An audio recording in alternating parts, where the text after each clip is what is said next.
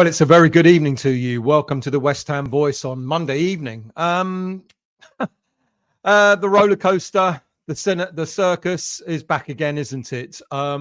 We got that little respite, I guess, when the announcement of Graham Potter took over from Julian Lopetegui. We had that, that glimpse of what might be when it came to how we're going to be playing for the rest of this season under Potter.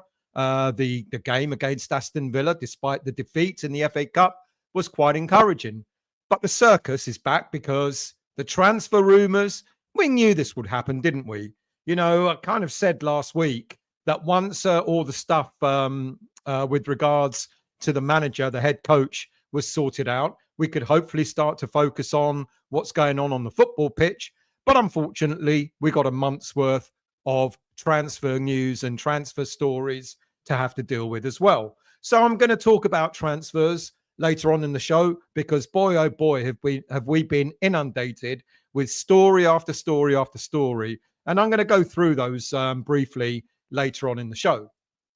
Also going to talk a little bit about Potter's tactics. I did a video for those of you who may have watched it earlier in the day. I did a video about Potter's tactics and so on. Oh, sorry, that was yesterday. Sorry, that was on Sunday.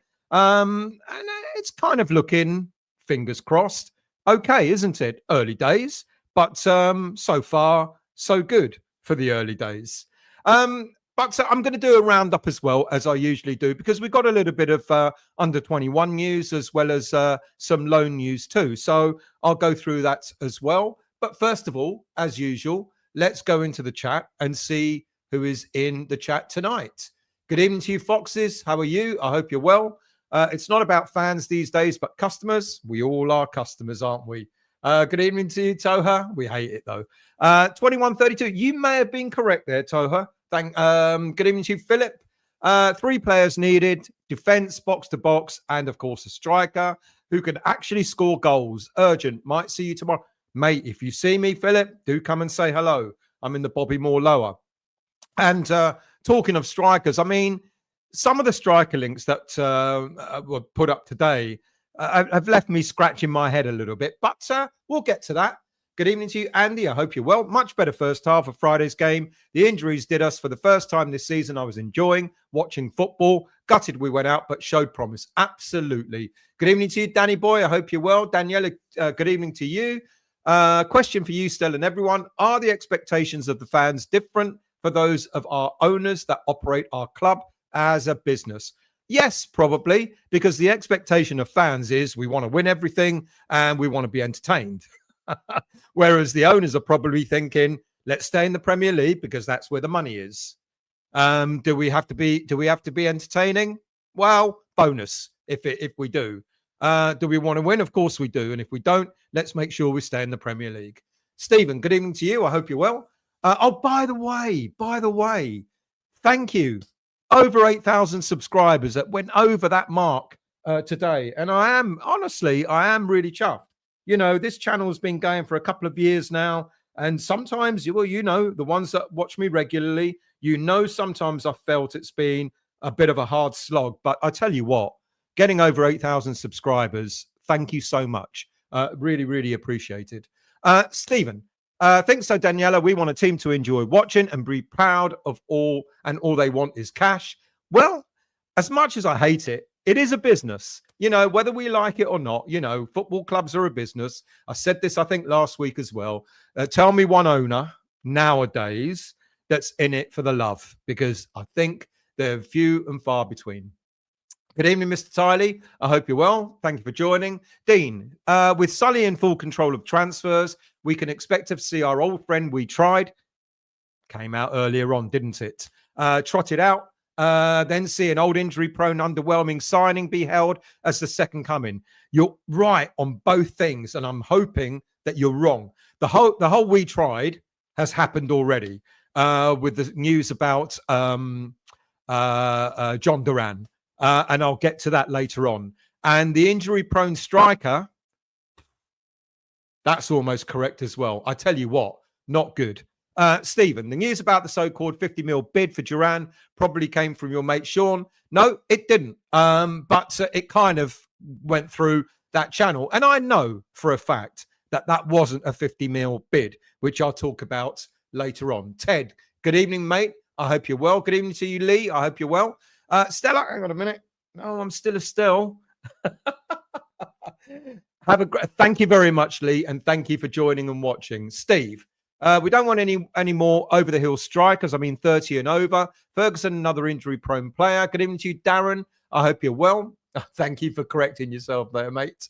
Mr. McLaren, good evening. We have Potter. I do think he's an upgrade on the previous incumbent. Unfortunately, Sully is still in charge, so we're bollocks for signings. Well, half and half. Nice to see you on Saturday, Rupert. Friday, not Saturday.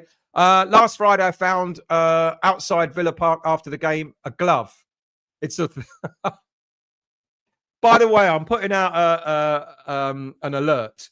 If anyone finds a left-handed glove, if anyone finds a left-handed glove, thermal one, expensive, not the cheap muck, please do let me know on the West Ham Voice at gmail.com. Rupert is winding me up because I effing well lost it. Darren, more pressing than long-term. Who are we going to play up front tomorrow? I'll speak about that in a moment as well. I think it's going to be Kudus, to be honest with you. Steve, still waiting to bang out a Demis Roussos tune forever and ever. You'll be waiting a long time. Chip, good evening, mate. I hope you're well. Ollie had a great game as left back in the cup. Hopefully keeps him in and maybe utilise Emerson in the centre as he has a bit of pace. Emerson, we don't know if he's going to be available for tomorrow. I think Ollie did extremely well. I'd be disappointed for him if he was dropped to the bench, but it wouldn't surprise me if he was. Daniela, I'm not expecting anything this week due to the players that are missing. I'm not blaming injuries. They're part of the game. It is what is done.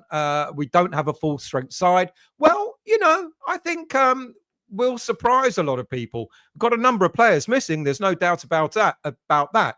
Somerville's going to be missing. Emerson might be missing. Areola, I saw him. He was training today. So he'll be back. Mavropanos will be back as well. And I think he's going to mix the pack a little bit. I don't think he's going to have much choice, Potter. But I think he might have just enough in order to put a half-decent team out tomorrow. Aaron, I hope you're 10 minutes late. I'm currently waiting in the takeaway for my food. You by now, mate. Oh, what did I just do there? Let me just double check my settings. That's okay. Well, I hope you're enjoying your takeaway, mate. Who else have we got here? Good evening to you, Graham. I hope you're well. Trodge, good evening to you. Peak YouTube, that was. What was Peak YouTube? It was something. Good evening to you as well, Trodge. I hope you're well. Matthew, good evening, mate. It has to be Kudus up front if we're going conventional, or Souček in a Carroll role. It won't be Souček, but it will more likely be Kudus up front tomorrow night. But then again, he's got Danny Ings, hasn't he, to be able to play too. Peter, Stell putting all his empty rum bottles in the recycling. I tell you, at this rate, I will be. Graham, of course, Jonathan David will be I think everyone's preferred player, but Jonathan David is going on a free at the end of the season. He'll sign for whoever he wants and take a big signing on fee, and he'll be playing Champions League football next season. Good evening to you, Colin. I hope you're well. Thank you for joining. Who else have we got here? Good evening to you, Frog. How are you? Can we borrow your striker, please? Mark, good evening to you. Got more chance of signing Simon Le Bon. Matt, good evening to you. For my first comment, I just want to take this opportunity to say Sully is thank you very much. And who else? Peter. He would want silly wages and his agent is trouble. Who would also want a silly cut of it? It's just not going to happen because he's determined. He said, I want a new challenge. I want to go. He's basically said that last season when at the beginning of the season when Lille were trying to get him to sign a new deal, and he made it really, really clear. He made it very clear that he's not signing for anyone because he wants to go and choose the club. He'll sign for a Barcelona or I don't know, whoever else, a PSG, whoever. He's going to go on a free and he's going to get a big signing on fee to do it. Words, good evening, mate. How are you? Breadcrumbing is a psychological term for stringing someone along with a false hopes of communication, but never fully committing. Sully does this all the time. I almost take no notice of what Sully says these days, to be quite honest with you. When it came out that we made a bid for Jhon Duran earlier today, I checked, I was told, and I was given a line, and I went, no. And then I was given the complete line of, well, no, we didn't bid 50 million. Of course we didn't bid 50 million pounds for him. You know, it's already been said that we don't have money in this transfer window unless we sell. So there's absolutely no way we made a 50 odd million pound bid for Jhon Duran or anyone else for that matter. We can barely make a 20 million pound bid, let alone a 50. It was a loan with an option to buy. Villa must have laughed when we're on the other end of the phone when we offered that. Who else? Matthew. I really don't want to see Ings up front tomorrow. He has quite a few opportunities to prove himself. Sadly, looks well past it. He looked really well past it on Friday night, to be quite honest with you. What a shame. Frog, how something so small can be so full of shite is a miracle of nature. You haven't seen my cat shitting, have you? Kim Joe, we're not going to run 50 mil. We have 50 mil in January, as if we have 50 mil. We don't have 50 mil in January. Exactly that. Ted, don't believe Sean. He doesn't know how much we've got to spend. He's Sullivan's mouthpiece. We really, really, really don't have money to spend. And that's not just coming from Sean, to be quite honest with you, mate. We're making loan bids at this moment in time. We're not making any bids to buy anybody that will be worth 20 million pounds or over. Matt, I've said get Jonathan David for a good 2 to 4 years now. Just pay the money. There is no money to offer. Jonathan David himself does not want to come to a team like West Ham with the greatest of respect to us. I know we're massive, but he doesn't believe we're massive enough. He will go to, he's playing Champions League football at the moment. There's, with the greatest of respect to us as West Ham, there's no way he's going to come to West Ham United and not have Champions League football. No way. Who else have we got in the chat tonight? Neil, good evening to you, mate. I hope you're well. Heard we're offering packet of dry roasted nuts and a half-eaten Mars bar for Haaland. That much? Bloody hell. Steve, good evening to you. I hope you're well. Thank you for joining, mate. Good evening to you, Steve. How are you, mate? Thank you for joining as well. Chris, good evening, mate. Bridlington always calling. Love that. It might take a week or two for Potter to get to grips with it, but he comes over pretty well. The press conference he gave today, he was upbeat, he was smiling, he was jovial. He took the piss out of the journalists who tried to get something out of him. They said, "Oh, can we talk about transfers?" And he said something like, "So long as you don't name particular players." And then the journalist went, "Well, what about Evan Ferguson?" And he laughed and he went, "Nice try." Good evening, Kimbo. I hope you're well. Good evening to you, Steve. How are you, mate? Good evening to you, Mr. Peters. How are you? An away day at Villa with Prosecco, LeSure, out of battery on your phone, lost your Primark glove and smashed my portable charger. All in a great away day. I bet your charger works. And guess what? My charger works as well now. I don't know why, but it didn't work. I was really, and I had it plugged in. Now, had it not been plugged in, had it been plugged in and working, I wouldn't have borrowed your charger and I wouldn't have lost the other glove.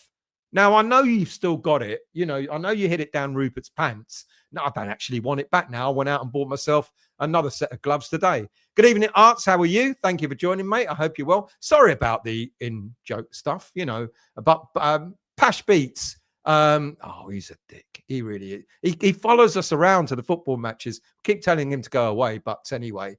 Ted, don't forget, Stel, I don't like dogs, only fish. I remember now. Matt, since Moyes took the Everton job, why isn't the mainstream media saying he deserves a bigger job? Strange that. Maybe he thinks he's at a bigger club. Good evening to you, Bill. How are you, mate? I hope you're well. Good evening to you, Phil.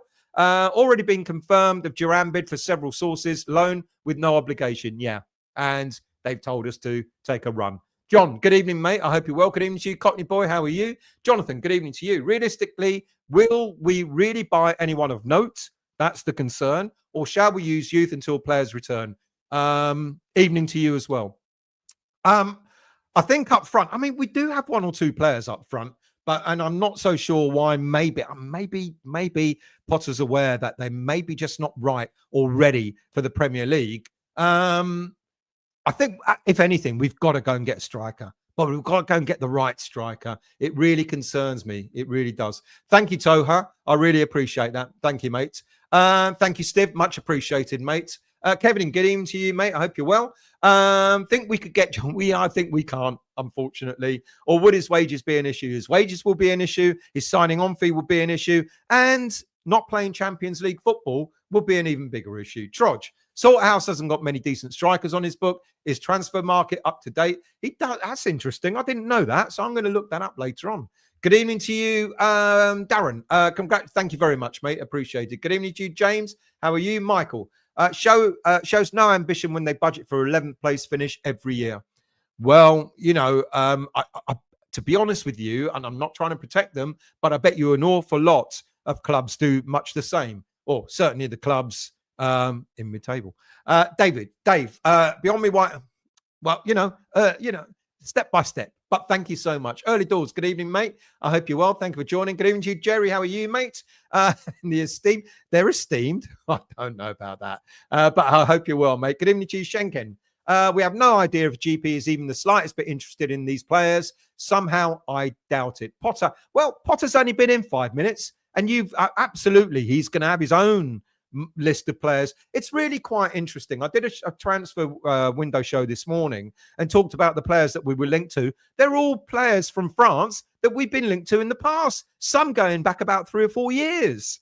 Of course, they're not going to be Graham Potter's choices. This is the thing about transfer windows, isn't it? That there's an awful lot of guff that comes out there, an awful lot of rubbish. And unfortunately, because we get fed it, you know, like you hear it everywhere. Oh, we're in for player X, and everyone says it. You know, one reporter says it, everyone follows suit, and everybody starts to believe it.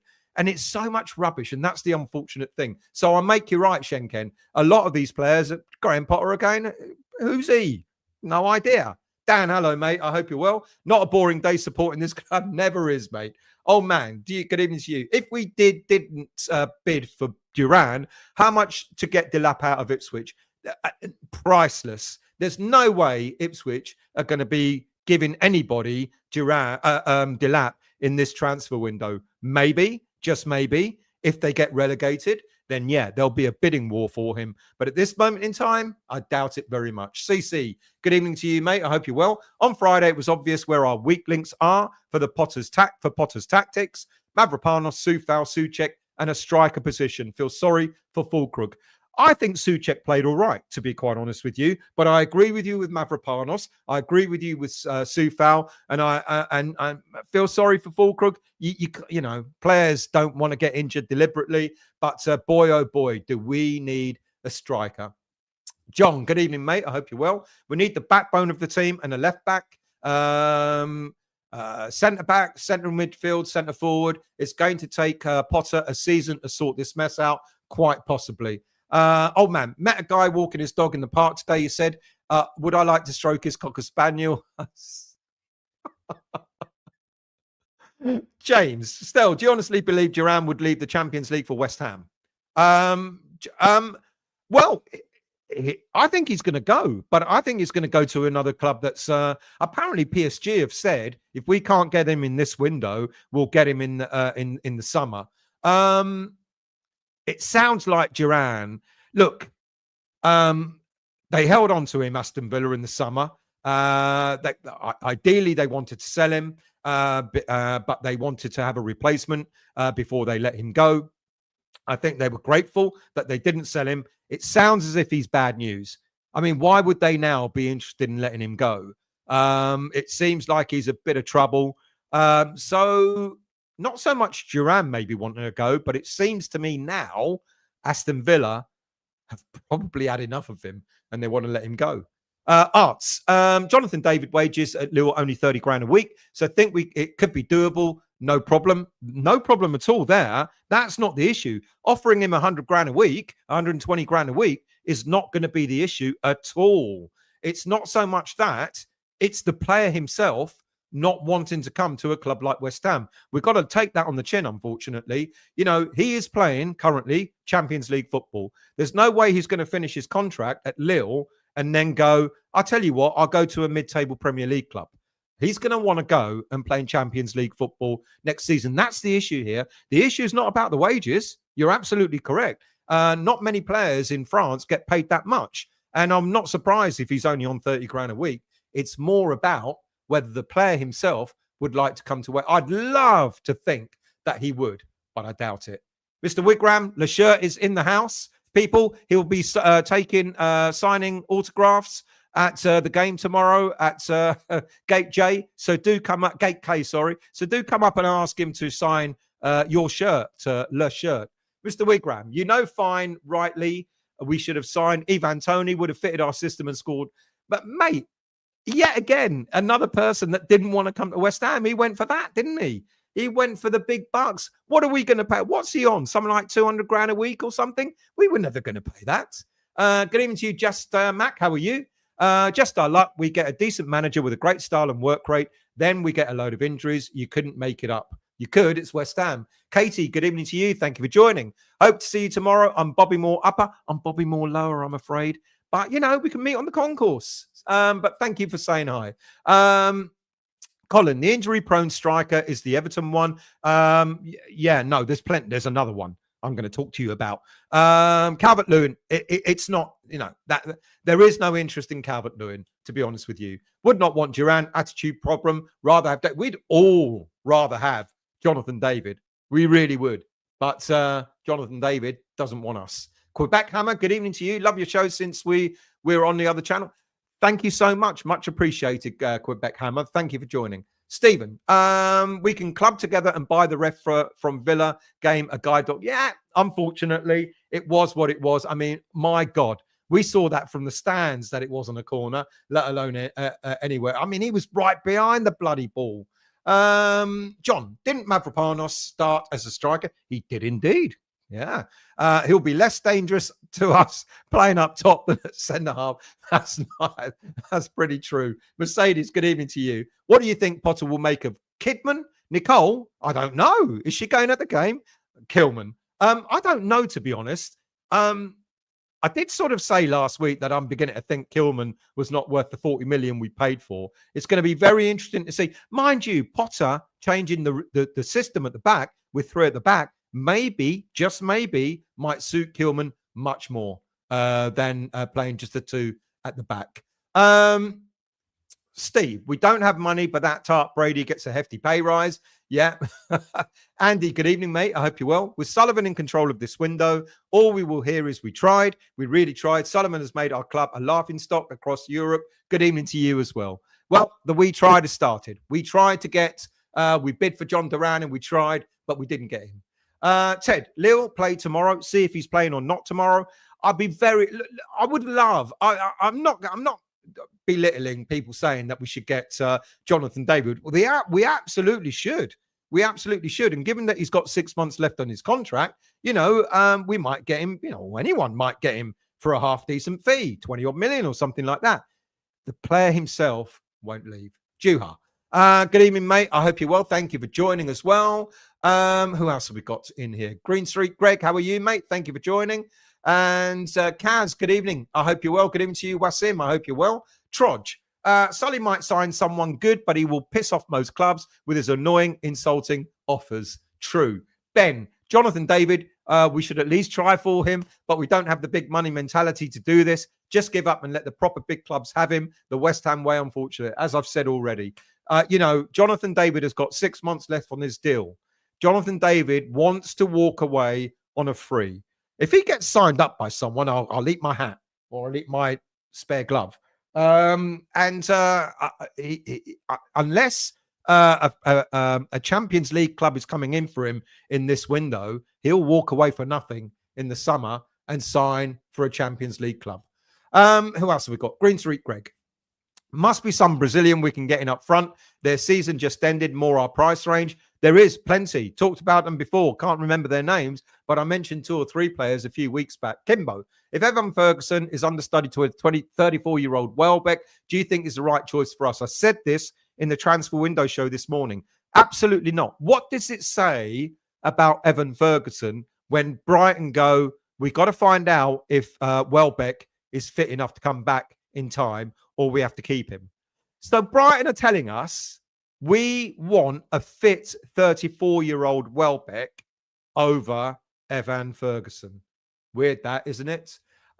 Steve, Steidten must have a bit of skirt in Rio. The times he's been over there, I suppose he'll be off again there. I don't think he's going anywhere pretty soon. And we're going to talk about little Timmy later on. Phil, fans sounding amazing on Friday, singing the home fans. Hopefully, atmosphere carol. This is what we want tomorrow. We want to welcome the new head coach at the London Stadium. My understanding is it's been sold out, which is great. And we want to welcome him, don't we? We want to make a noise tomorrow and really get behind him and get behind the team. Obsidian, good evening to you. Don't send Sully out to get Duran. We will end up getting Simon Le Bon up front. How dear? Good evening, mate. How are you? Injuries a massive concern, coupled with no striker. Very true. Ted, Fulcrook didn't need to sprint off that quick on Friday. I knew his hamstring will go. It must have been painful. Colin, I saw a comment that was made by Potter before the Cup game, and the quote I read was, Potter was not really expecting any business being done in January. I'm gutted if it's true. I think he's alluded to, in his press conference, he's alluded to something happening. He knows. He's more or less admitted that we need to do some business. I mean, he did say, we've got options up front, but, he did also say something like, it's not ideal with the options that we got. So that says an awful lot about the options that are available to him. Kudus might play there, Paquetá might play there, and Danny Ings as well. But for him to say that we're looking at, he didn't say outright, and he said, I'm not going to talk about specific players that aren't West Ham players, but I think we know we're going out looking for, at the very, very least, a striker. Neil, reports are Villa have agreed a fee for Duran's replacement. So he's going. He's going. Do we get him? I don't know. I'd like him. Will he be trouble? Boy, oh boy. West Ham United, the circus will march on if Jhon Duran joins us. But hey, so long as he scores goals, let's see what happens with him. My understanding is at this moment in time, that deal is dead in the water. James, Stell, there seems to be a ton of smoke around the young Nice striker, who's exactly the type of player we should be looking to sign. We'll take him on loan now and sign him in the summer. Yeah, I talked about him in the morning show. Let me see if I've got the... let me see if I can bring that up. No, can't add it. So, unfortunately, I can't tell. Yes, I did talk about a Nice striker. Starts with a G. Gissan, I think his name was. But he was one of the many strikers that apparently we're interested in, all playing in the French league. Ben, get Dibbling out of Southampton. Will help Bowen on the right and can also play left wing. Interesting shout. But would Southampton let him go? I don't know. Bill, in the Bobby Moore lower, I'm in 155, mate. If you see me, please come over and say hello. Howard, good evening to you, mate. I hope you're well. Rowley, good evening, mate. I hope you're well. Looking forward to tomorrow night. Nice to have a tiny bit of optimism for a change. Absolutely. Talking Hammers, good evening to you. Moyes trying to dangle an injury-prone striker who hasn't scored since Moyes was last there, probably. Miss Smith, good evening to you. Am I the only one who thinks Mavro's being unjustly scapegoated? Probably. He was awful, I'm afraid, again, last Friday. There was one move where he just literally just passed it to their player and then he slipped. So we almost try to pull the player down. It was like, oh, Dinos, please, mate, do the simple. He literally just gave it, like when he went to make a pass and he literally gave it to the opposition and they broke and thankfully they didn't score from it. Good evening to you, Paul. I hope you're well. Yes, please do. I've got 378 people watching. I don't know how many of you are not subscribers, but for those of you who are not, if you're enjoying the content so far, please subscribe. Let's get me to the 9,000. I'm being greedy now. Please subscribe to this channel and please, at the very least, hit the like button too. Thank you. CC, I predict Jonathan David will sign for Arsenal in the summer. Such a shame. That's the sort of club he'll go to. Unfortunately, it's true. Graham, Stell, David is a Canadian, so send me his cell number and I'll have a quiet word. Good evening to you, Lynn. Thank you for joining. Thank you very much, Lynn. Much appreciated. James, Killman, not Kidman. That's had enough of playing in short. Oh, okay, playing in shorty. All right. Good evening to you, NWO. How are you, mate? I hope you're well. Some players are above our level. It's not that. It's not that. But it's, well, it is that. Jonathan David, if we could lure him to West Ham United, wouldn't it be fantastic? But regretfully, we can't. Thank you, Sean. I really appreciate that, mate. Lynn, we need to unearth an unknown player. Going to talk about the pearls later on. Talking hammers. Moyes trying to bait Sullivan with Nick. Done that one. Jerry, we're not getting Calvert-Lewin. Don't worry about it. Fuck me, I hope not. Jerry, Paqueta, false number 9 for me. I like Kudus where he's played, and I think he likes it too. His body language was much better on Friday night. Absolutely agree. But I think Kudus might start up front tomorrow night. Retro, just catching up on 2. I wonder how I sound on double speed. Peter, Ferguson missed the last 3 games out injured. No return rate when he might return. Finn, there you go. We're not going for him. I mean, we're linked to several injury-prone strikers. Ferguson is one of them. Calvert-Lewin is another. And Anoyimi, the Forest player, is another. Finn, Victor and Ichby spotted having pie and mash on the Roman road. Here we go. Lee, he's about the right age, isn't he? Do you think we will sign a new striker? I do think we will sign a new striker. Do I think we're going to sign the right striker? I don't know. Regretfully, Graham Potter isn't that great at signing strikers. He's great at signing other players, not so fantastic at signing strikers. Is that a problem? Well, you tell me. Yes, I do think we will. Do I think we're going to get the right one? That bit I really, really don't know. William, good evening, mate. I hope you're well. Drain Hole Hammers, good evening to you. With our fit players at the minute, I'd sooner play with no striker than Fanny Stings. Just stick someone up there with real pace or stick a lump up there to rattle the defense. I kind of agree with that. Playing like a false number 9, I wouldn't be amiss for that to happen. Steve, Stel, in your opinion, do you think Paquetá is guilty? Also, what does the chat think? Steve, yes, unfortunately, I do think he's guilty. Yes, I do think he's going to be banned from world football for life, but he'll put out, he'll put an appeal in, and then that appeal will run for years and years. The territory that we don't know about is once he puts an appeal in, will he be able to still play football during the appeal? That's going to be the interesting part. But unfortunately, mate, yes, I do think he's guilty. Richard, we'll take 2 draws for the next 2 games. Squad is in a sorry state. Fulham at home, Crystal Palace at home. No, I want to get 2 wins. I really do. Daniela, the window is 13 days old with around 18 to go, and only Wolves and Spurs have done any business. One alone and the other one a keeper. Yeah, it'll heat up. That's for sure. Chip, the trouble with the Russian hatted midget is he'll always blow lucrative deals by always offering 5 million short of the asking price. He just can't help himself. Who else have we got here? Brian, good evening, mate. Live West Ham voice while I'm driving my USP truck. Mate, drive carefully. My favorite. Thank you. Really appreciate it. Thank you so much. You make sure you focus on the road. Gisand is the one. That's correct. Thank you very much indeed. I talked about him after this show. I did a transfer window show this morning. Came out this morning. We talked about Gisand and all the other players that we're linked to, including Jonathan David and various others. So do give that a watch. If not tonight, then maybe tomorrow. Schenken. Unfortunately, most fans lagging behind Potter's higher thinking. Thank you very much, Alan. Really appreciate that, mate. James, I absolutely wouldn't mind bringing Josh up from young striker. Granny Ings. You're going to have to write that in English, mate. I didn't understand. Sorry, James. Finn, Kilman up front, like what he did with Ian Pearce all those years ago. I'd rather what someone else said. Put Mavropanos there. He can do less damage there than he can do in defense. Evening to you, Daniel. Potter's in and our scouts seem to be AWOL. Good point. Very good point. We'll talk about Timmy in a moment. Wayne, thank you very much. Thank you. Really appreciate that. Andrew, hello, mate. I hope you're well. Funny that Rice is without a trophy for another season. Maybe he needs to join a good cup team. You know what? He'll come on loan to lowly West Ham. I'll give him another season at Arsenal, and then they'll go, we're putting out. Would you take Declan on loan and put him out of his misery and get him to win another trophy. I mean, the poor man deserves another trophy.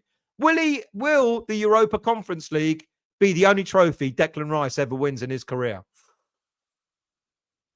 Early doors.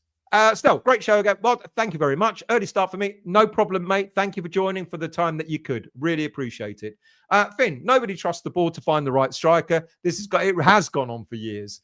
Even before this board, it's gone on for years. Igor Jesus seems one. Yes, he was the one I spoke about, I think, about a month ago. Botafogo, I think he plays for. I could be wrong. Yes. But can we have... We really don't have money. I mean, we're going to have to sell in order to spend money. Wayne, if we do business this window, it'll be a panic buy, making the same mistake. I really hope not, Wayne. But, I hope that prophecy doesn't come true. Good evening to you all, you wonderful hammers. Good evening, early doors. Really appreciate you joining. Arturo Masuaki seen eating kebabs outside Spitalfields.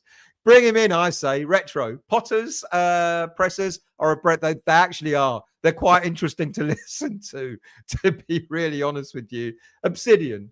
We haven't signed the right striker for over a decade. Not going to lie. My hopes ain't high. You know what? Neither are mine. John. Alistair, we will not sign a decent striker because they cost money and we won't spend the money. We certainly don't have the money in this window, unfortunately. Dan, looking at the way GP wants to play, there'll be a massive shake-up of this squad once again come the summer. I agree with you. What I think I'll be interested in, Dan, I'm waiting for you to come on so we can talk about this. What I think would be interesting is how many of the academy players he might want to bring through. That would be good. Do you think we'll sign a keeper? Certainly not in this window, but it seems like it's going to be very, very interesting to see who he plays as our number one tomorrow evening. Because I think Areola will be back. Many are saying Fabianski will keep his place. Now, Areola wasn't in the squad against Aston Villa in the cup game. He wasn't on the bench and he wasn't in the lineup, obviously. But I think Areola's been training, so he's not injured or anything. Now, so I think Areola will become our number one again as from tomorrow evening in the Premier League. But I think maybe we will be looking for a goalie in the summer. I agree. Brian, am I crazy? Or do I remember Moyes playing Ings as a false nine, spotted once, and he did do half decent, to be honest with you. He didn't have to play him as a false nine. He is a number 9. Toha, question. Should the FA, UEFA, FIFA have a moral obligation to help players with gambling addiction? Paquetá hasn't got a gambling addiction. It was spot betting, spot fixing is what he did. So it's quite different to other players who have been convicted of gambling. Paquetá doesn't have a gambling addiction. He was asked to do something during a game in which people placed a bet on. It's very, very different, and that's why it's a lot more serious than just gambling. That's spot fixing. That is a lifetime ban if he's found guilty. But in answer to your question, if players have got a gambling addiction, then yes, I do agree with that. Wayne, we have no chance with Duran. They're letting him go due to his temperament. I know he's young, but too immature. Would love him at West Ham. Do you think we'll get him? My understanding is at this moment in time, that deal's gone. You know, we've made a bid. Apparently, we're being outbid by Champions League clubs. Whether it's a loan to buy, loan to, or whatever it may be. I don't know what we've bid. That's been kept secret. The 50 million has been bandied around, but it seems that no one has actually corroborated that. Now, I don't know now what Aston Villa want or what Aston Villa expect. Is he worth 60 million? Maybe. Is a Champions League team coming in and outbidding us? Quite possibly. What would Duran do? Someone asked me a question, would he leave Aston Villa playing Champions League football? I guess if a Champions League team, a team in the Champions League come and bid for him, whether it's a loan with an option or obligation to buy, then quite possibly Duran would favour that as well. Howard, as we run out with betting codes on our chests, and ex-player addicts are doing adverts, togs, it's all a bit much. Well, betting will come off shirts, I think, at the end of next season. We've got one more year, I think, with Betway, and then we need to find a new sponsor. Wayne, the thought of losing Duran for the sake of, but this is, I think many people have said this, and I've got to repeat it. And please forgive me if you've heard this before. As much as I know that the owners of this football club annoy the vast majority of fans, I genuinely don't think we lost out on Duran in the summer for a mere 5 million.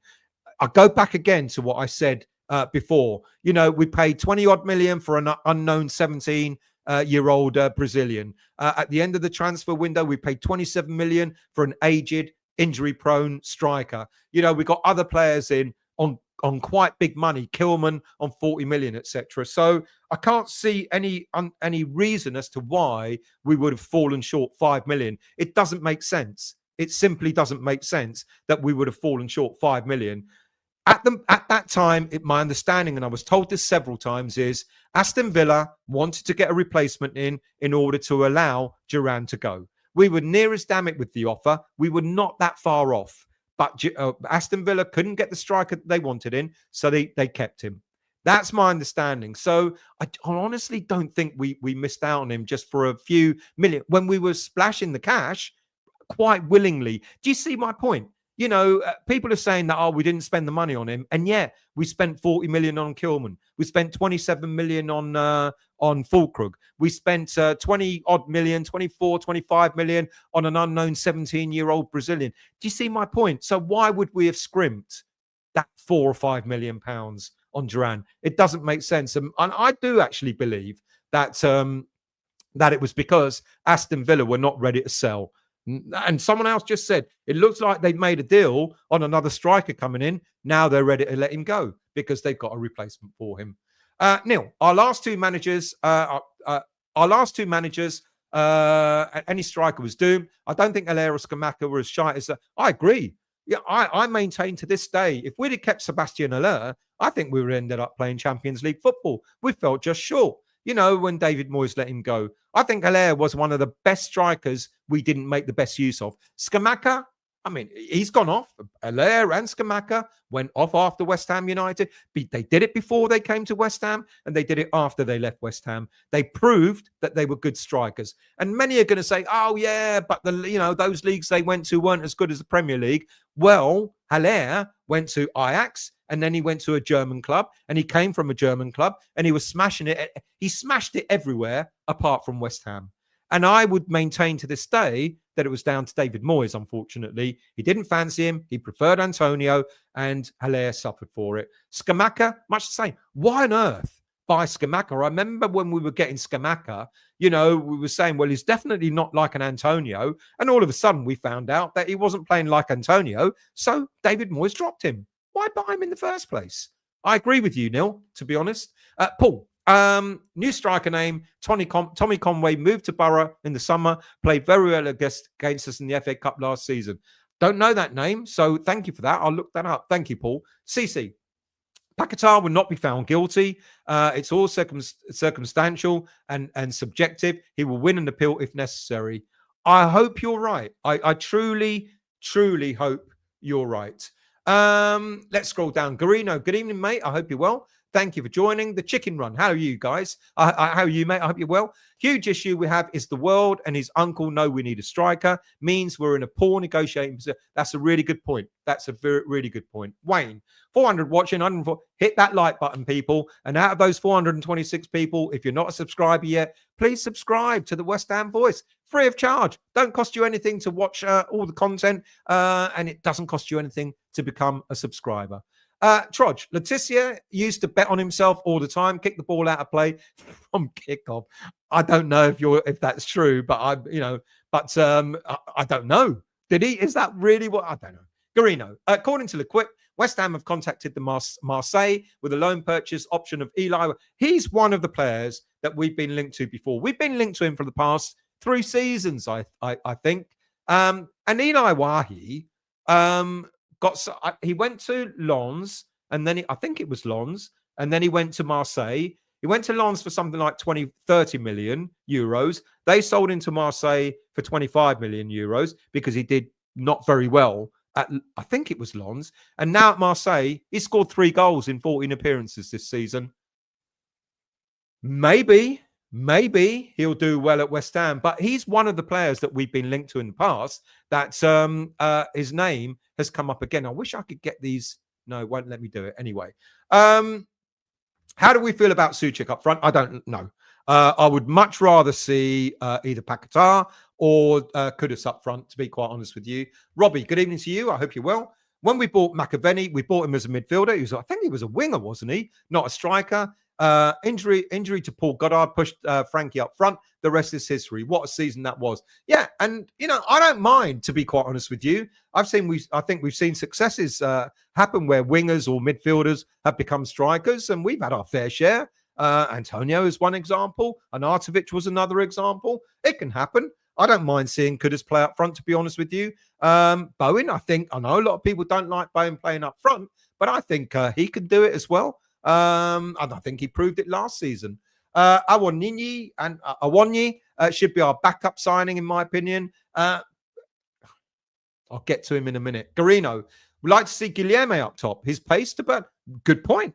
Why not? That's also another option. Philip, I don't think it's been mentioned as we have no money now. Will that change in the summer? We always have money because we've got the TV money and all that sort of stuff coming in. So we absolutely will have money in the summer, and we're going to sell. We're going to sell players in the summer and use that money to bring other players in without a shadow of a doubt. But it's always this window, isn't it, that leaves us a little bit short.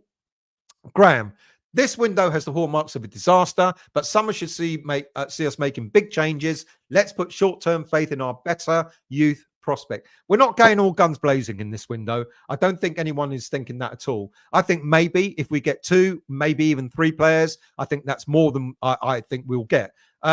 Most of them, if not all of them, are going to be loan signings. It will surprise me immensely if we actually go out and buy a player. Toha, I think Iwobi is having a great season. He's taken over from Willian in this season. We'll need to keep him quiet. Absolutely. And Potter did say that the left-hand side of their attack is going to be an area that he'll be concerned about. Steve, Potter understands the West Ham way. He praises the fans' knowledge and commitment and the joy we have seen seeing our kids coming through. He understands we want to see entertaining football. Let's hope he does that. Jeff, evening to you, mate. Fulham and Palace have. I'm sure there's going to be another bit to that, Jeff. Howard, that is a good price, usual. What did usual say? Can't see his comment, so my apologies. Who else have we got? Andrew, the money made on the bets was peanuts. It was peanuts. He didn't make the money. Let's get this straight, please. I'm sorry, I don't want to talk to you like your kids or anything, but he didn't make any money out of this. It was people on the island he's from, and apparently family members that were making money. So the money made on the bets was peanuts compared to his salary, as far as I know.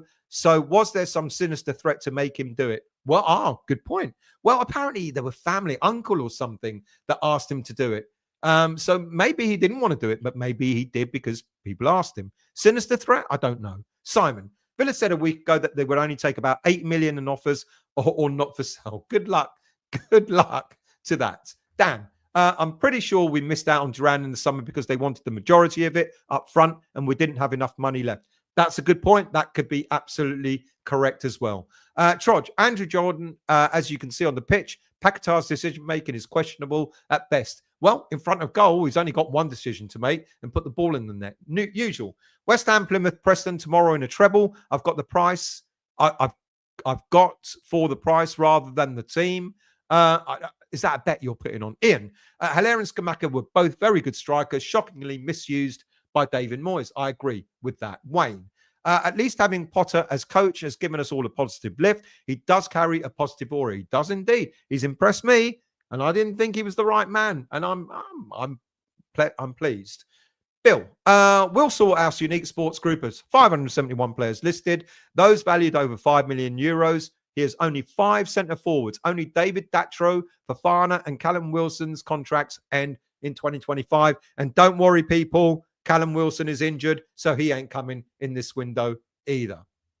Colin, still, as far as I've heard, Aston Villa up the money they wanted for him.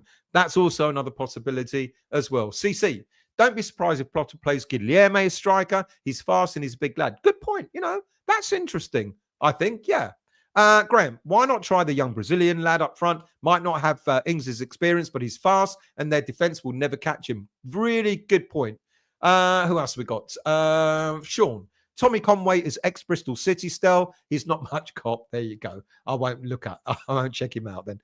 Robert, I think we will tread water this season. Hopefully move forward next season with new signings and academy players moving up. I kind of agree with that. Let's scroll down to try and catch up, shall we? Johnny, Jonathan David is the obvious choice for me. Proven and consistent goal scorer, contract ending at end of season. Only problem would be money because we won't be his first choice and he will want mega bucks. You're absolutely right. Not only would it be money, I mean, someone said earlier on he's only on about 30 grand a week, so we'll definitely be able to up that. But it's not the money. He's going to want to play Champions League football. We're not going to offer that next season, regrettably. Retro, all this constant talk of Duran needs to stop. We missed the boat, moved on. I agree. Phil, hi, Stel. What's going on with GSB? And are you ready to oil up? Am I ready to oil up? What does that mean? You need to explain that to me. Johnny, why he is close to as bad as Greenwood, poison for a dressing room. There you go. That's why they want to get rid of him. Garino, Jonathan Davids would break our wage structure due to his contract situation. Won't happen in my opinion. PSG can avoid his wages. Who else have we got? Mike, good evening to you, mate. I hope you're well. Mike Travels, good evening to you. Doesn't Wahi allegedly have some stuff in the background similar to Mason Greenwood? Wouldn't want either at West Ham. I didn't know that, but there you go. Even more reason why they probably want to get rid of him. Get Iheanacho in, got Premier League experience and shouldn't cost too much. Freedom sounds good, interesting. I don't know. I thought Iheanacho was going to be a great striker. He didn't kind of work out so well, did he? But interesting call. Interesting. Funky T, I think Potter is looking more in-house academy than transfers market. I think we would go for a striker. I really do. And then he may end up using the academy players in other positions. James, going to the academy and signing younger players like the Nice striker is the fiscally conservative route to go this window as we aren't in danger of relegation. Good shout. Jake, we need to take advantage of Lyon's financial situation. Cherky would be a lovely signing. Also could dip them for a strike. That's a good shout as well because they still owe us money on Benrahma. So maybe there might be a player or two that we can take from there. Really good call. Excuse me. Garino, story on Duran is we were close to a deal, but then West Ham tried to add Orford to reduce the price. I think they asked for him rather than we offering him. But I don't know. Tim Steidten has proved to be a very shady character. So now I might even believe that we offered Orford. Villa got annoyed, took the phone off the hook. Story from a Villa fan. Interesting take on that, because my understanding is that Villa knew all about Lewis Orford and turned around and said, we want him as part of the deal. So it's interesting. Neil, I'm all for starting to bring the academy players through, but I will want to see us safer first. Yeah, good point. Good evening to you, Mark. I hope you're well. Are you ready? Really to? Am I ready to sell it? What am I going to say, mate? I do apologize. Sometimes I'm reading these things really fast and may not understand them. Am I really ready to sell up? Sell up what? Sorry, mate. I'm still didn't understand. Paul, Conway would be a good backup. Young, quick, and scores against us. Good evening to you, Frano. I hope you're well. Who else have we got? Usual question. Do you think the Scottish Lopetegui will try to sign Souček? Absolutely, I think he would. And I think he'll also take Vladimir Coufal on a freebie at the end of the season. I bet he's already told them that he's taken them to Everton. Johnny, regardless of money, Ings and possibly Antonio leave at the end of the summer. That leaves an injury-prone Fulkrug. We desperately need a young and proper striker. Absolutely agree. Shroj, while he was expelled from Kane Academy for forcing... Oh, yes. I do remember that story now. Yes. He was 15 and the other children were younger. Yes, I do. Now that's clicked. I do remember that. Frog, I want to keep mentioning Adiel from the under-21s. Chance to push players like him softly through the ranks. Adiel's the winger, isn't he? Chicken Run. Paul Hilton, Colin Foster were employed as strikers at some point. Not sure where they're yet. I don't know. West Ham 60, West Ham 80. Good evening to you. Sesko of RB Leipzig for me. He's a Skamaka in the making. Don't know that name either. So thank you for adding him in. Brian, what we as West Ham fans have been through since Prague, we deserve a break. Steidten will find us the black pearl. I'm going to talk about Steidten in a minute. And a box-to-box midfielder. We will then make a run to 7th or 8th place. Get on the train, people. You've got more faith in Steidten than I have. Right, let's stop there because I do want to. I'm going to run through it through the stories very, very quickly. So let's see. What have we got first? Where's my notes? There we go. So let's talk about the under-21s. A quick roundup of academy news, and it's only the under-21s that we've have played. They took all 3 points from their opening game of 2025 in a hard-fought 2-1 victory. I'm going to come back to transfers, by the way, people, so bear with me. I always want to do this because we're talking about West Ham as a whole. They've hard-fought 2-1 victory over Ebbsfleet United, making their 3rd consecutive win in the National League Cup. So this is against senior teams. So well done to them. Dominated for large spells. The Young Hammers took the game to the National League opponents, creating many chances and staying tight at the back and scoring 2 excellent goals. After a 3-week fixture break, Josh Ajala scored his 3rd goal in as many games in the competition. The forward calmly finished off a slick team move in the 9th minute after Kamari Swire had spotted the forwards run. And then Kamari Swire got on the score sheet himself on the 55th minute, following a spell of patient build-up play. A cutback pass to Swire, which was followed by a smash into the net.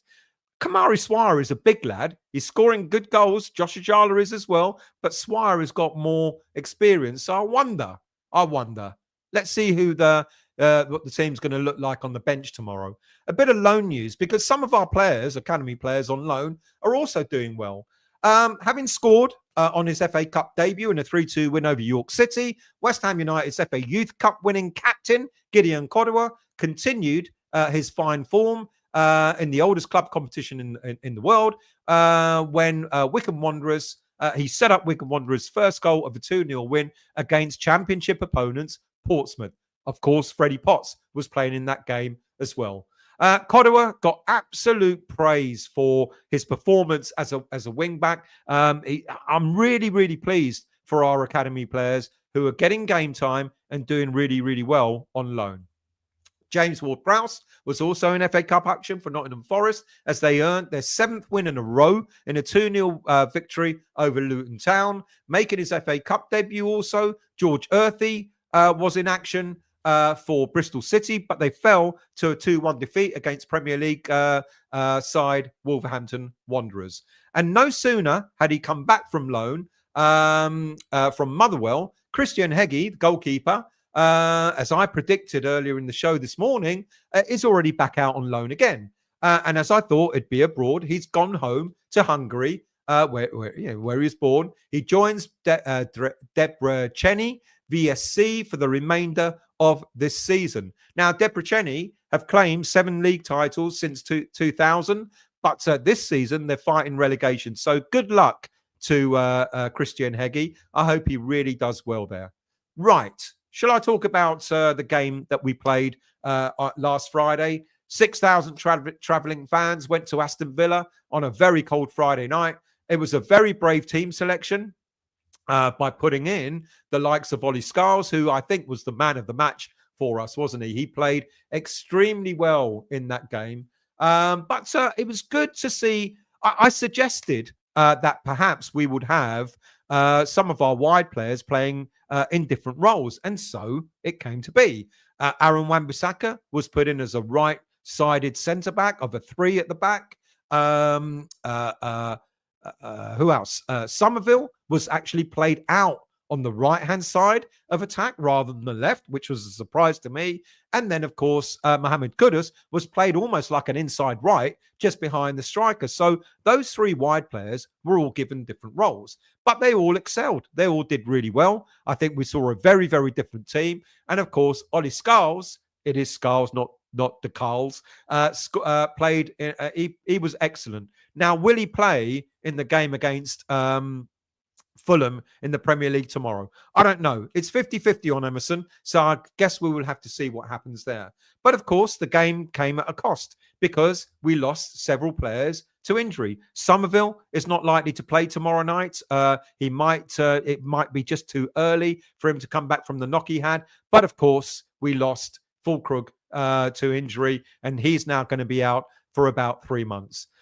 So what kind of team is that was it. That was because I've done a review already on Sunday. If you haven't watched it, please go back and watch it. So what kind of team do we expect to see against Fulham on Tuesday night?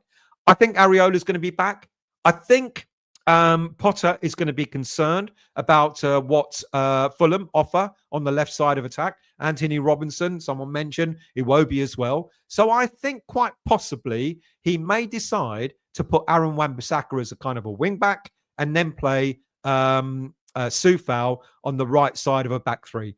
He might not. He may decide to actually put Wan-Bissaka on that right side of a back three instead. And then he's got to decide what he's going to do in front of Wan-Bissaka if that's the case. He could possibly put Guilherme there. I think I don't know about Ollie Scholes. I don't know if he's going to remain in the team or not. But if he doesn't, then maybe the only other change will be to bring Emerson back if Emerson is fit. I've got Kudus up front. But people are suggesting, and very good suggestions as well, that we could put the likes of Guilherme in as a striker, or maybe Guilherme as a wide player. That's also possible as well. So it's going to be interesting to see what Potter does. Will he play Danny Ings? I think Danny Ings, as people said in the chat, I think Danny Ings is more likely to be on the bench tomorrow. And I think he's going to want to go with pace. And the Guilherme shout is a good one, to be quite honest with you. But I think we're going to see Mavropanos is back. Kilman will play. It's either going to be Soufal or it's going to be Wan-Bissaka in the back three. And if it is Wan-Bissaka in the back three, then I expect possibly to see Kudus maybe on the right and then Guilherme out front, because Kudus can help out in defence as well. So I'm looking forward to tomorrow's game, to be quite honest with you. I think we're going to go at Fulham. We're going to have to. We're playing at home. We want to be on the front foot. If we play anything like we did against Aston Villa last Friday night, I think it's going to make for a really good game. And I think we're going to win. I think we're going to win 2-1. Right.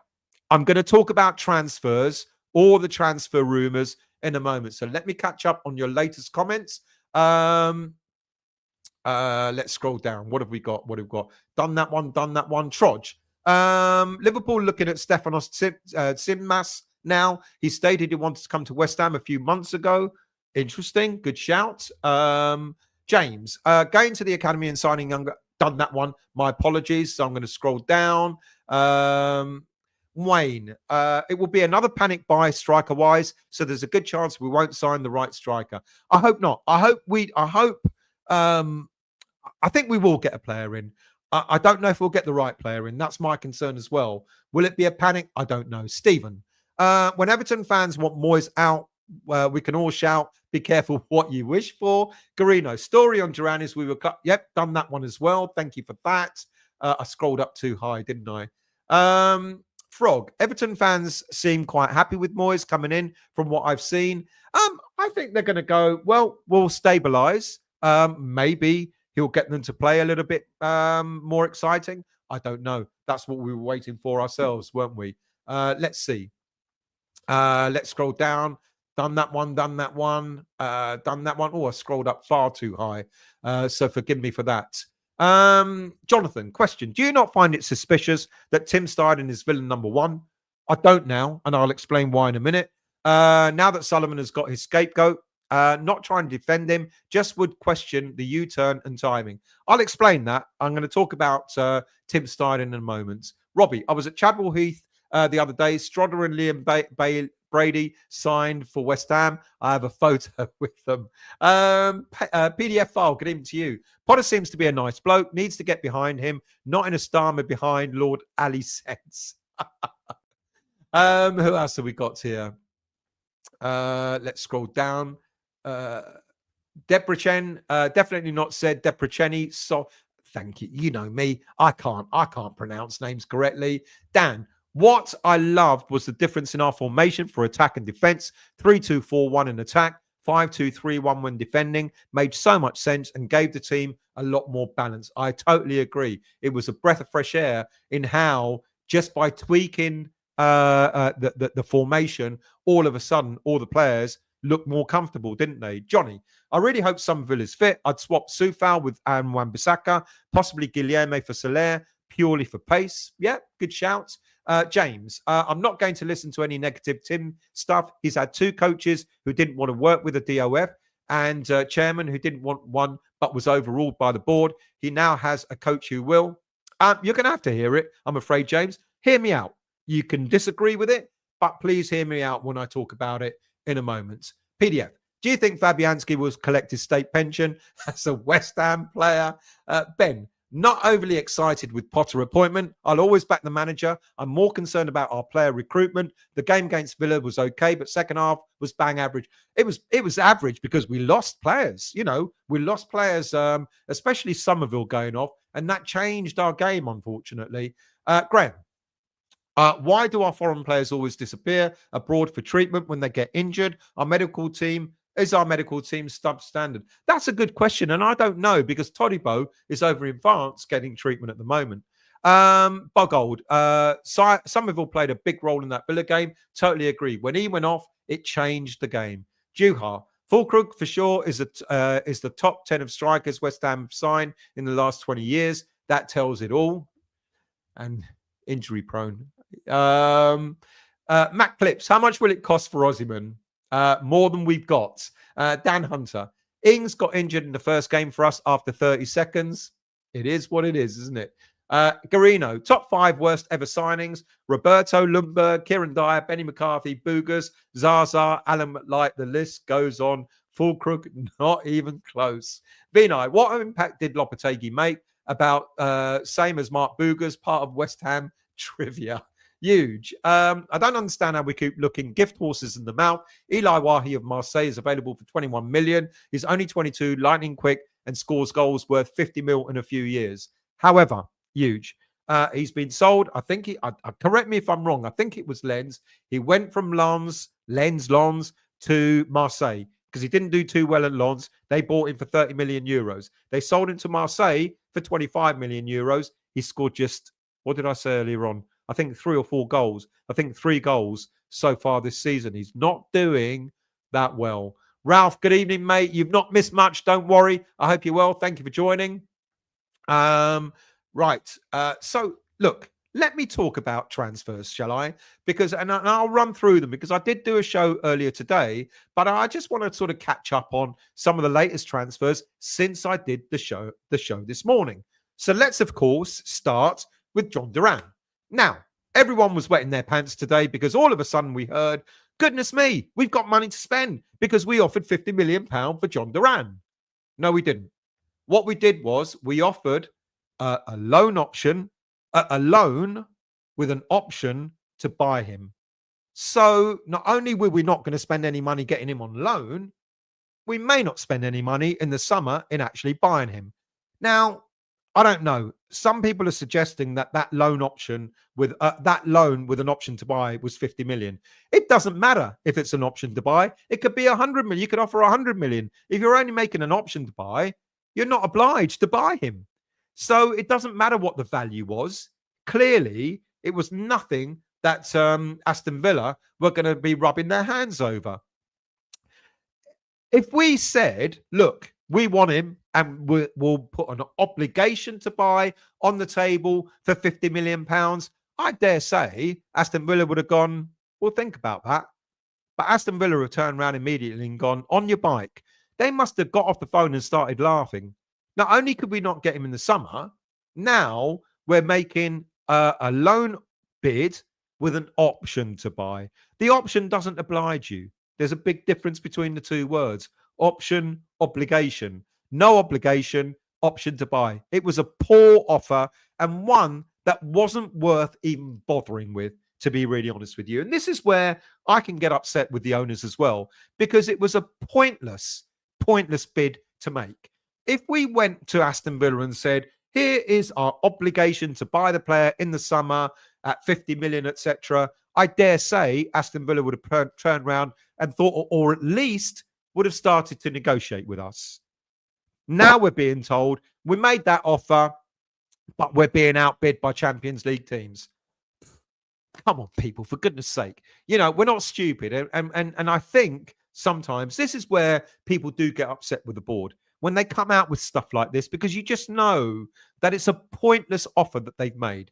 A bid to get him on loan, that's okay, but no option, no obligation, an option.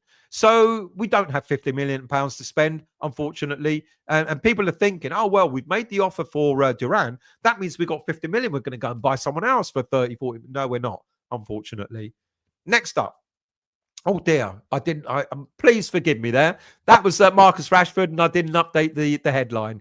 Marcus Rashford, we have got an interest in him. But unfortunately, of course, because of his wage structure, we can't afford to pay him the money that he's on. Now, should Man United agree to pay part of his fee, please forget the Paquetá stuff. I forgot to update the slide.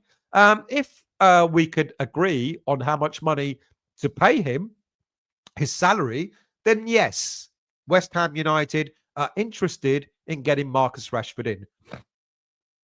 Now, the only thing there is Marcus Rashford himself has said he doesn't really like playing up front. He does much better work playing out wide, out on the left. Now, what's interesting is now that we've got Kudus playing as an inside right, we've got Somerville playing on the wide right, we've got Bowen coming back who could play up front, then maybe Rashford playing out on the left begins to make a bit of sense. And I think maybe we could take him doing that sort of role and then utilizing the other players that we've got in the squad to play as a number 9, a false number 9, whatever it may be. Now that would work. So getting Rashford in, but not necessarily playing him as a striker, playing him out on his favoured left-hand side and then utilizing either Kudus or Bowen or Guilherme or whoever up front, that could work. But the problem there lies in his wages. We can't afford to pay him the 300 grand a week that he's on. So we'd have to agree something with Man United. Man United may turn around and go, well, why should we? You want him, you pay his wages. And they'll have every right to say that. So let's see what happens with that. That one is we're still trying. The Duran is the we tried. Right. We've talked about this already. Jonathan David. Now, some stories are saying that we've been offered Jonathan David for £25 million. Trust me, people, if we've been offered Jonathan David £25 million, even Sullivan will look at the back, around the back of his sofa to try and find that money. That's peanuts for this player. All right, he's only got 6 months to go in his on his contract at his current club, but he scores goals for fun. He's on 17 goals already this season. But as I've said earlier on, you know, but yes, of course, it would be right to pay the money out for Jonathan David to come to West Ham United. But unfortunately, I don't think the player himself would be remotely interested. And then the other story that came out today is we've got an interest in Nottingham Forest, Awoniyi. Now, look, we talk about players coming to West Ham who are injury prone. Well, here's a player coming to West Ham who would be injury prone. Now, apparently, Nottingham Forest value him at £20 million. Apparently, it'd be an offer of a loan with an option or obligation. Nottingham Forest apparently want an obligation for £20 million. He's 27 years of age. He's been with Forest since 2022. He's made 70 appearances for them. He's scored 18 goals with 4 assists. That's not prolific, to be quite honest with you. And he's got a history of injuries. 36 games missed last season alone. 2 separate injuries. Missed 18 games in each one. In 2022-23 season, he missed 17 games due to a groin strain. He had a groin surgery last season. He had a groin strain the season before. 2020-21, torn muscles, another 13 games missed. So he's missed 36, 46, 50, about 50, 60 games in the last, 4 seasons. I can't believe that we're even remotely talking about being linked to him. I would be very, very disappointed if we're linked to him. We're linked to another player, Anthony of Man United. I'm in two minds about that. I'm not too sure. Again, another winger. Can he play out front? I'm not sure I've ever seen him play up front, so I couldn't tell you. You tell me. But you're absolutely right. It's beginning to look like, I hope we don't get to the point of desperation, as some people have suggested. I think that's the worst thing. I'm not keen on Awomni. He's no better than Calvert-Lewin and his injury record, or Callum Marshall, Callum Wilson and his injury record. All right, he's younger, Awomni. Maybe he's the same age as Calvert-Lewin. I don't know, but he's injury prone, and Nottingham Forest will want 20. And they're going to pull our pants down. They're going to go, what? You want him? Yeah, of course. Obligation? Yeah, no worries. You take him. Obligation? That's all right. 20 million? Yeah, all right. We can negotiate. All right, 18 million. He'll 18, and then we're obliged to end up buying yet another injury-prone striker. I hope that doesn't happen. I really do. Now, of course, players going out. There's the rumour. Well, not the rumour. It's been confirmed. Monaco want Alvarez, and they've made a second bid for him. But West Ham United have said that they're not remotely interested in sending anyone out on loan. Now, Monaco don't have the money, but if Monaco want him and they want to spend the money on him, and we get our money back, or maybe even a little profit on top, then fine, they can have him, and then we can use that money to go out, get ourselves another player. But at this moment in time, West Ham United are not entertaining any loan bids for any of our players to go out. Now, Dewsbury Hall is another player. Kiernan Dewsbury Hall for Chelsea. Apparently, we're interested in him. And I also said in this morning's show, Chukwuemeka from Chelsea as well. There's an interest in him too. We can only get one player on loan from a Premier League club. You take your pick. Dewsbury Hall is a box-to-box midfielder, whereas Chukwuemeka is a defensive midfielder. Now, if, for example, we agreed a deal with Chelsea to get Chukwuemeka on loan with an obligation to buy, and we give Alvarez to Monaco on loan with an obligation to buy, and the values are roughly the same, then yes, that would then make sense, because we've got a ready-made replacement, a much younger one, at the end of the season, and that would make perfect sense. But I'm not sure if that thinking is happening at this moment in time.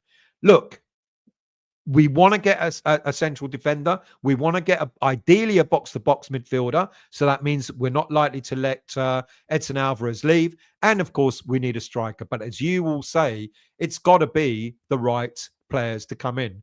And that leads me to questioning, where are Tim Steiden's pearls?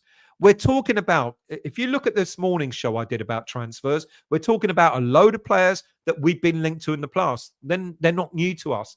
Eli Wahi is one of them. Gaetan Laborde of Nice is another one.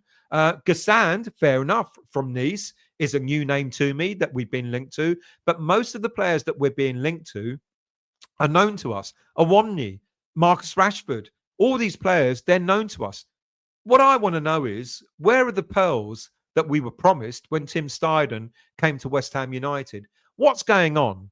And this is where I question. Someone said to me earlier on, I don't want to hear anything negative about Tim Steidten. Well, unfortunately, the research I've done on Steidten, and I've talked about this before, is when he came to West Ham United, we were told about, what he did at Leverkusen and what he put in place, etc. And he was, apparently he was the one that was the mastermind behind what Leverkusen did.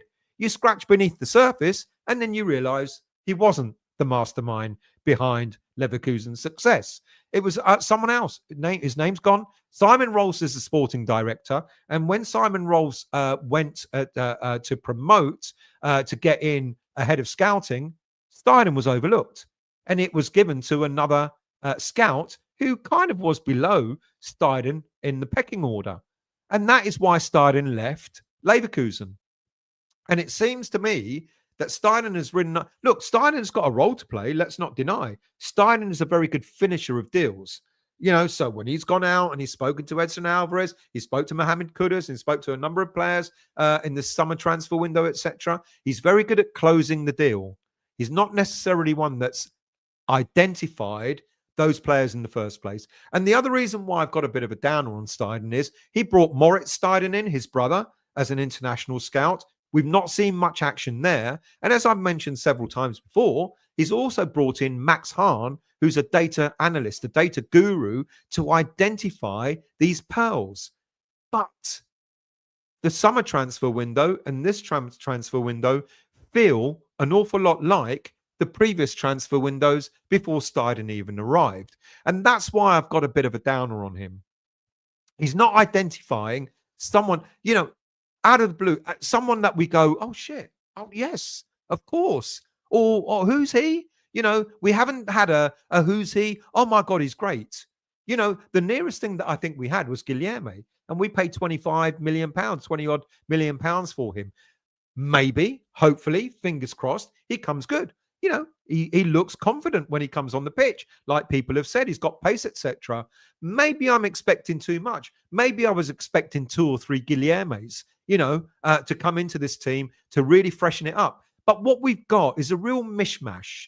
Now, I know a lot of people said, oh, he's been interfered. Lopetegui has his say and Sullivan got involved, etc. And yes, to a point, that might be true. But one of the younger players that we got, ironically, one of the better players that we got was Crescencio Somerville. Now, ironically, Crescencio Somerville was recommended to Sullivan by, I think it was Salthouse. I think it might have been him. And then he went to Steidten and he went, go on, then go and finish that, go and close that deal. He's turned out all right. That's not to say that Sullivan should be involved in transfers. Don't get me wrong. Because I was really pleased when we got a technical director in who was going to sort of oversee the infrastructure of our transfers, of our, the way we play, etc. It's going to flow through, from the senior team through to the academy, etc. Steidten doesn't seem to have had much input, if any, into the structure of the academy squad. So that's why I've got a little bit of a beef about Steidten. He went off. He spent ages at the beginning of the transfer window over in Brazil. He came back with Guilherme. We know he was chasing a few other players as well that he didn't get. And then he closed the transfer window by bringing in an injury-prone 31-year-old striker who now is out for another 3 months after being already out for some like 2 months until recently. That's why I'm a bit concerned about Tim Steidten and what he's doing. You expect, with the data-driven analysis that he's got through Max Hahn, with his international scouting network that he's got through his brother, you'd be expecting to have 4 or 5 really fresh names on the table that we should be targeting, and offering them and saying to Graham Potter now and the board, right, here are the players that I've identified. These are the pearls that we found around the world. You look at the research that we've done. Will they fit into your system? Yes or no? If they do, let's go and get them. But that doesn't seem to be happening. And I know, like I said, a lot of people are suggesting that he had interference. But my understanding is, even after 6 months, there's still no names that were identified during the summer transfer window that we may not have got anyway. I don't know. It just didn't feel a fresh approach to our transfers. And this transfer window feels much the same. So I'm asking the question, where are the pearls, Tim? What's gone on? Why is it that, you were sort of labeled as the pearl finder at your previous club, and yet you haven't found any pearls for West Ham? That's my question. So let's see. He's got another couple of weeks. Let's see what happens in the remainder of this transfer window and whether he's going to prove to us that we're wrong. Daniela, Todibo could be in France because he may have French medical insurance and he may not have a choice in this. Didn't think of that. Good point. Sean, I despise Musk with a passion. Would have him over Sully Brady, though, would you? Vinay, get the striker. Can't hit a barn door. Well done, Vinay. That's been but people haven't done that for a long time. And I did have to stop. Can't I hit a barn door? He really good, wants to come to West Ham. He's a hero in his native Uruguay. Well done. Did I get caught out earlier and I didn't notice? I probably did, didn't I? Ralph, no chance we are getting Duran ever. I agree. Does Villa want 60 million? Well, that's the rumor. I don't know if they really want 60 million, but that's the rumor. Dan, does the loan bid for Duran really surprise anyone with Sully back in charge of transfers? If they don't like Tim Steidten, then let him go and get someone like Ashworth. He's a lot of money, but Ashworth, yeah. And the other thing to that is, why would Sullivan bring Steidten in the first place and then decide that he's not for him? Now, I know a lot of people are saying that Kretinsky's the one that brought Steidten in. Well, if Steiden's about to give, if Sullivan's about to give Steidten the boot, don't you think Kretinsky will step in? I don't think Kretinsky brought him in at all. Zan, we desperately need a striker. Jonathan David is my dream, but May Lukajovic at Milan, Callum Wilson. No.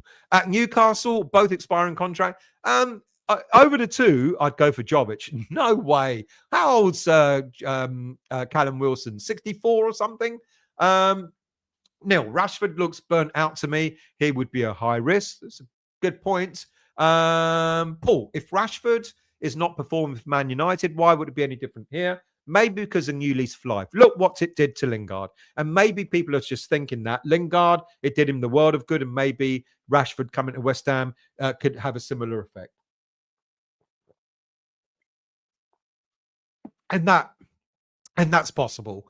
Lawrence, thanks to Potter, I'm falling in love with watching and supporting West Ham again. Sean, Man United pays Rashford's wages. Size of loan fee is the offset.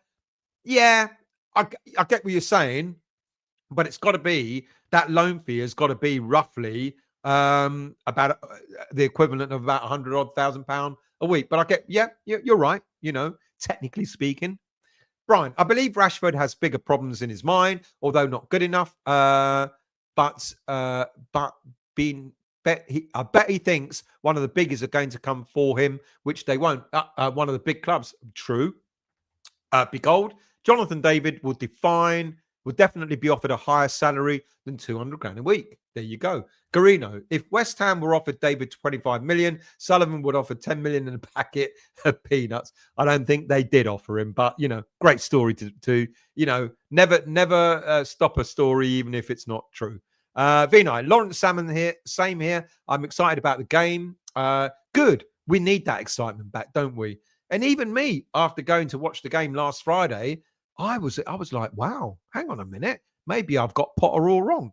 Ralph, first time in 2 years, I felt happy watching us get beat. My standards are low. I love West Ham. Garino, I think Awomni is injury-free this season. Had injuries last season, not in starting 11 this year due to Wood. He is injury-free, but he's got a history of injuries. And you know us, Garino, you know what will happen. He won't have an injury. He's been injury-free all season. We'll sign him. And within a week, he'll go out with a hammy, won't he? You just know. You just know that's what's going to happen. Because it's West Ham. He'll get a hamstring injury. Carl, the only two strikers we are linked to that are not injury-prone are David and Duran. Well, I've talked about them till cows come home. Usual. Spuds are looking at the Fulham manager. That Aussie is on borrowed time. Yes, I heard that maybe they're looking at Marco Silva going to Southampton, going to Tottenham. Interesting that. Wayne, I can handle losing a game so long as we play like first half against Villa. I don't want to lose a game. But I get what you're saying because we played really well. Danny Boy, hello, mate. I hope you're well, mate. I hope you're well. Thank you for joining. Colin, Stel, Fulkrug was a desperation sign. It was a last-minute deal. It absolutely was. I totally agree with you. Trodge, age doesn't really matter at the moment. We're in urgent need. I take a 33-year-old kid. But would you, though? The problem is, of course, that's what happened in the summer. We took a 31-year-old Nicholas Fulkrug, and look at the outcome. We knew about his injury record. That's why I'm worried about Awomni. We know about his injury record. And Sod's law is we'll get Awomni in. He hasn't been injured all season. He'll come and play for us, and the first full game, and he'll go out with that. And then what? And then what? I'd rather. I mean, of course, it could happen to a younger player. There's no denying that.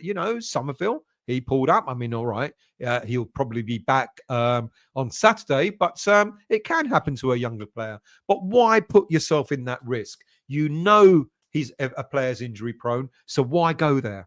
Why go there? Lawrence, Sullivan has to back Potter 100% with transfers. I agree, but it is tight. Money is tight, and I won't be surprised if we don't buy any players and they all come in on loan. Look, I've still got nearly 400 people watching. If you've yet to subscribe, what are you waiting for? Please become a subscriber of the channel. Doesn't cost you anything to subscribe. It doesn't cost anything to watch the content. But at the very least, please do hit the like button because that certainly helps the channel to be elevated. Garino, problem with Steidten is he does not sign the check still. It's Sullivan and the agent he chooses to work with. I don't disagree with, but he's not the only one that doesn't sign the check as a technical director. All owners of a club sign the check, and I agree with you. I agree with you. Steidten doesn't sign the check, but Steidten needs to find the gems, mate. Steidten needs to find the pearls. That's the bit that I'm worried about. Andrew, Tim's pearls are around the neck of...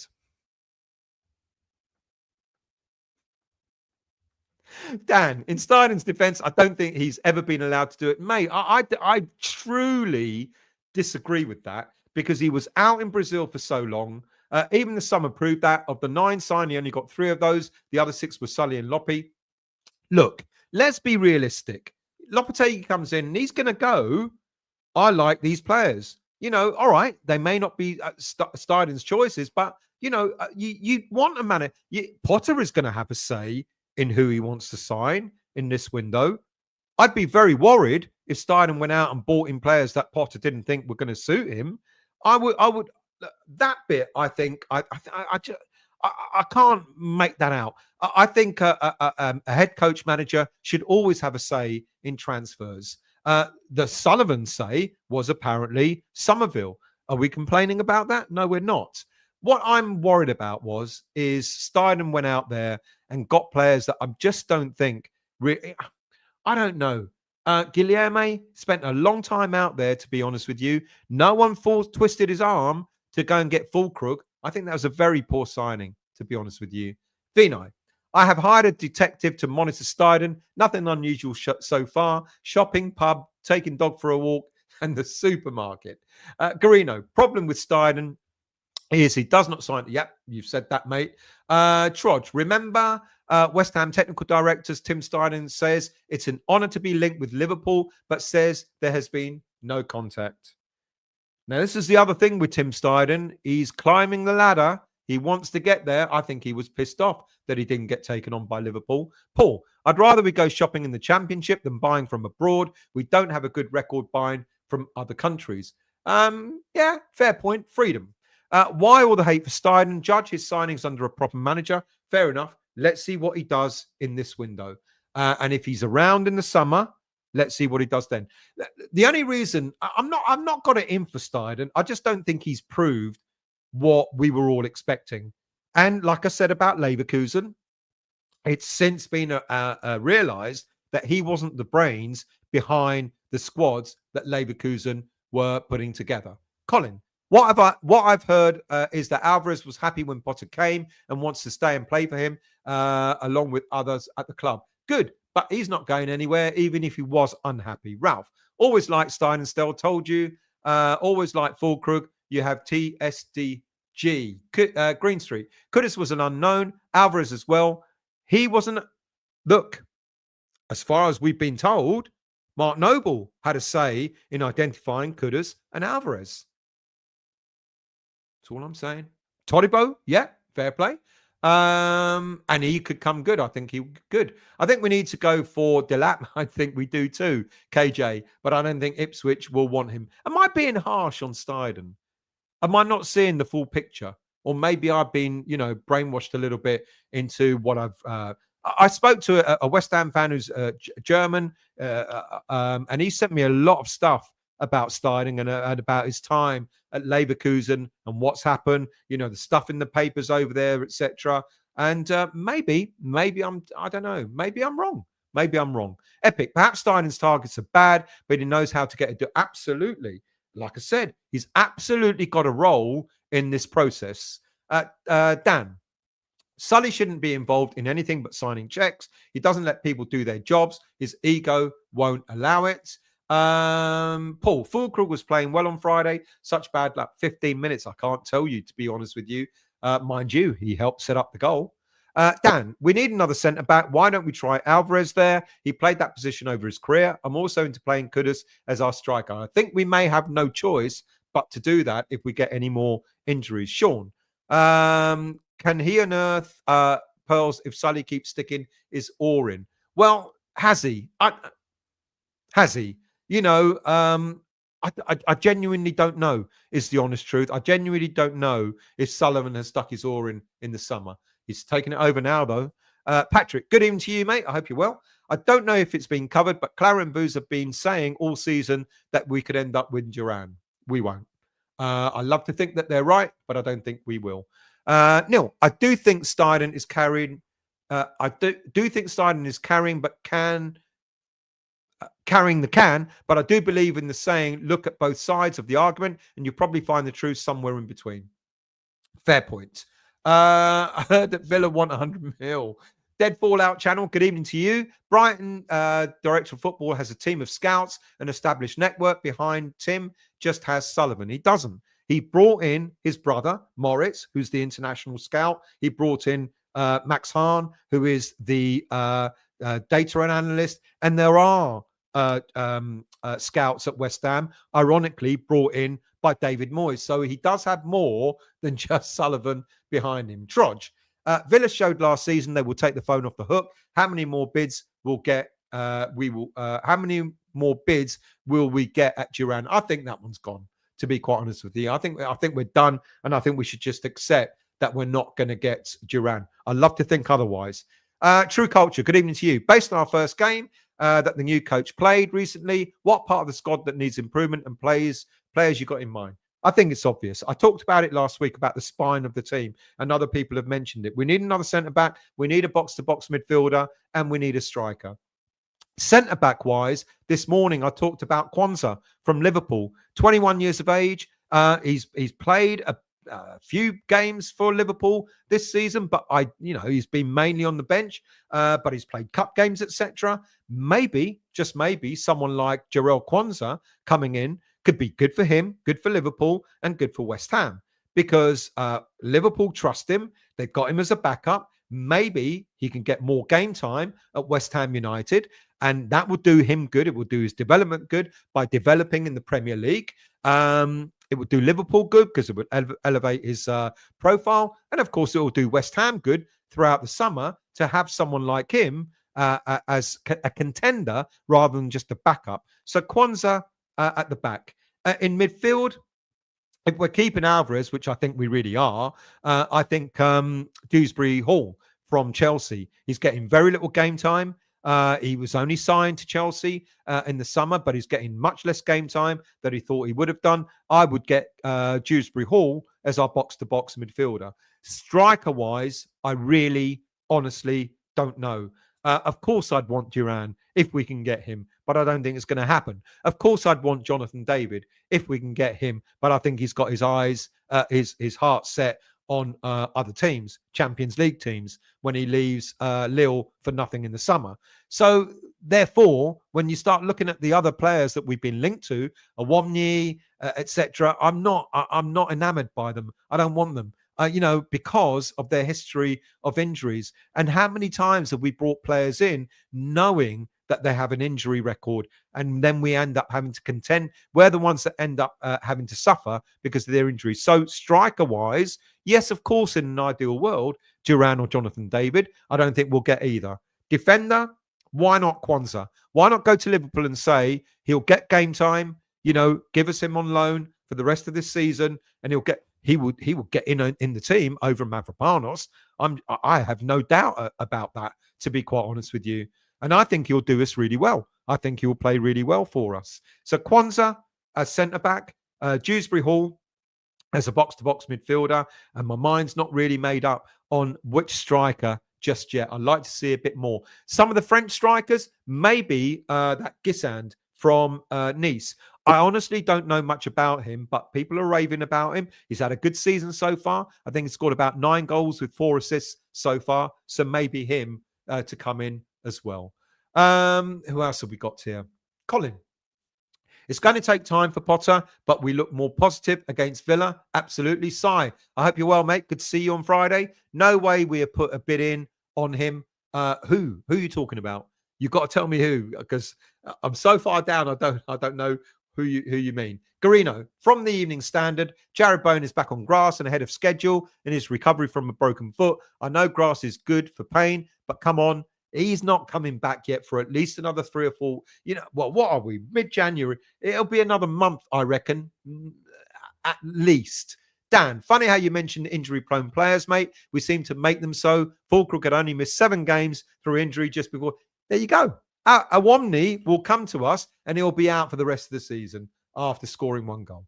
Joe, Trodge, Arsenal should give him a chance. I'd sign him. Who is Trodge talking about?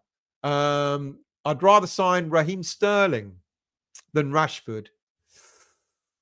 Another player with a lot of money. Another player on a lot of money.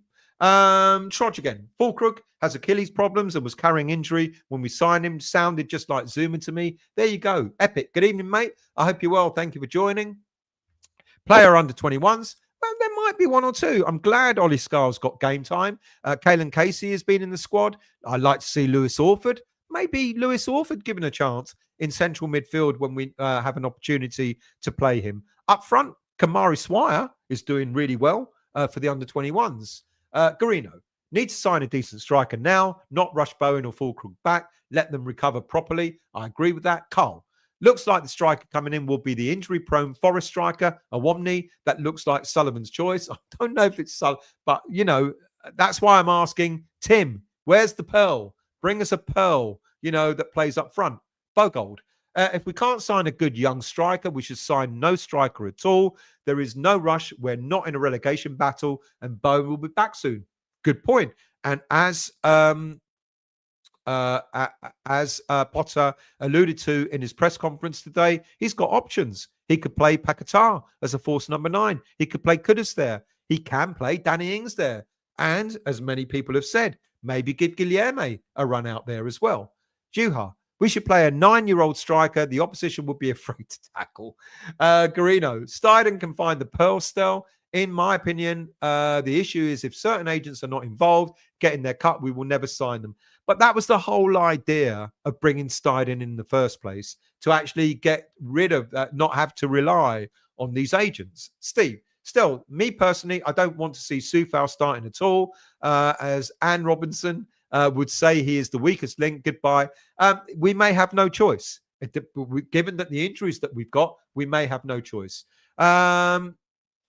Dan, why have we wasted half a season with Lopetegui? That you do have to ask Sullivan about.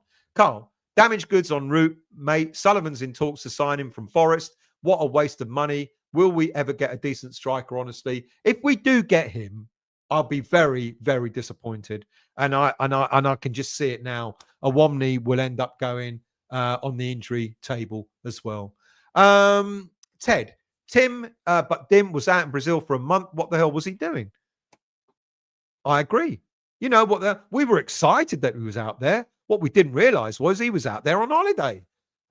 Sean, Ferguson has had 3 separate ankle injuries. He's out injured at the moment. There you go. And yet, apparently, we're interested in him.